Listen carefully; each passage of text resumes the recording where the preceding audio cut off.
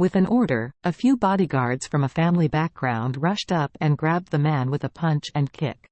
There was a lady in her 70s next to the man. Seeing that they were beating her son, she cried and cried, "I beg you to stop beating him, can't we leave?" The head of the bodyguard scolded, "What the hell did you do? You don't know how to praise." After finishing speaking, he kicked the middle-aged man aside, took out another 1,000, threw it on the man's face, and cursed, "Get out of here." The lady cried and pulled her son up with great effort. The people around were very angry when they saw this scene. But seeing the other party in such a battle and driving so many luxury cars, they knew that the other party was not easy to provoke. Lord, so they can only swallow. Several bodyguards walked over with money, and when they met, they gave 1,000, plus 2 words. "Get out." Some people took the money and ran away. Some people were a little bit stubborn and unwilling to ask for their money, but because they couldn't provoke them, they had to swallow their anger and leave.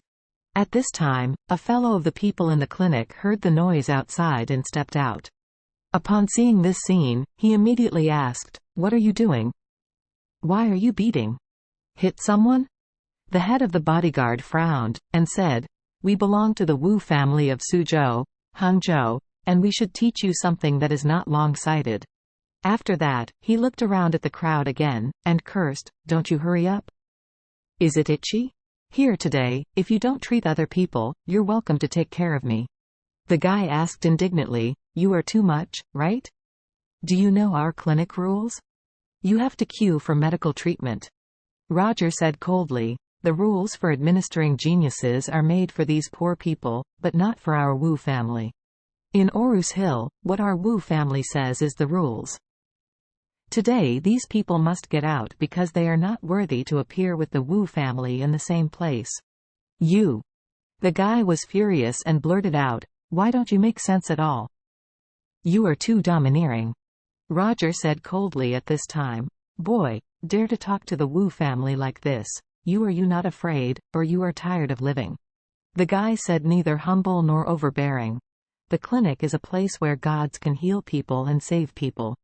Everyone here must abide by the rules set by god doctors." "Tianqi?" Roger snorted, and said, in front of the Wu family, "The genius Shi must obey the rules of my Wu family. If you don't believe it, let the genius Shi come out by himself." In fact, Roger deliberately wanted to be arrogant and domineering, and it was best to make Tianqi resist the Wu family. In this case, Tianqi might refuse to treat his younger brother, or deliberately hide. In short, what he wanted to do was to prevent his brother from being cured as much as possible. Regnar hadn't spoken before, and when the bodyguard came out to drive people, he didn't speak either, because he felt that this was the Wu family's usual style of doing things.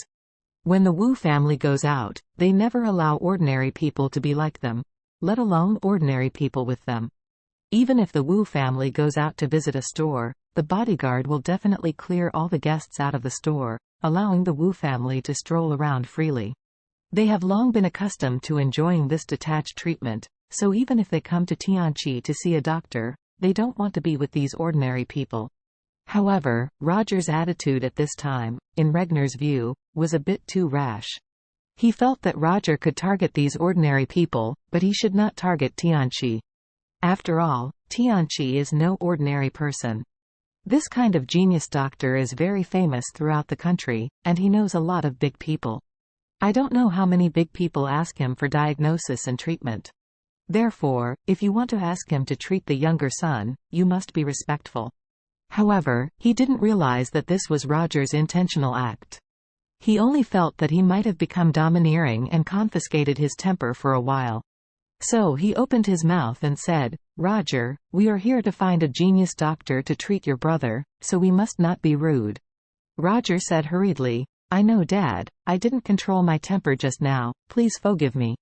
Regnar waved his hand and said to the fellow at the clinic, "Brother, please tell the genius Dr. Tianqi, just say that Regnar from the Wu family has come to visit and wants to see him." Although the young man was very dissatisfied with this group of people, he was glared at by the other's bodyguard leader and did not dare to say anything, so he ran back to inform Tianqi. Tianqi quickly walked out with a cold face.